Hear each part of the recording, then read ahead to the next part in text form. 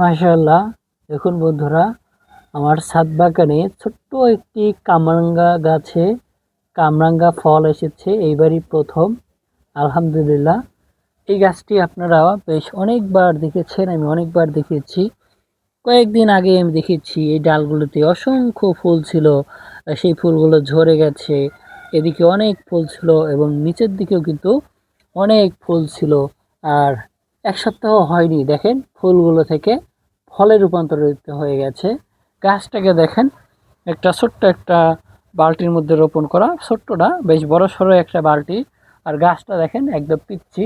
এই ছোট্ট একটা গাছ ছিল, মাত্র 1 বিগ সাইজের একটা ছোট্ট গাছ ছিল। এটাকে আমি রাজশাহী জেলার হর্টিকালচার সেন্টার থেকে সংগ্রহ করেছিলাম এবং এটা ছিল একটা কলমের চারা। এই যে এই অংশে সম্ভবত কলম করা ছিল, এই অংশগুলোতে কলম করা ছিল। তো সেখান থেকে 3-4 মাস পূর্বে এই গাছটিকে আমি সংগ্রহ করি, আমার ছাদ বাগানে রোপণ করি। আর এই 3-4 মাসের মধ্যে বেশ কয়েকবার এই গাছটাতে ফুল আসলো, একবারও ফল আসে নাই। এবারই আলহামদুলিল্লাহ এই যে ফল আসতে শুরু করেছে। অনেকগুলো ফল এই ভেতরের দিকে আসছে। পাতার কারণে আসলে বোঝা যায় না, পাতার রং আর এই ফলের রং কিন্তু একদম একই রকম।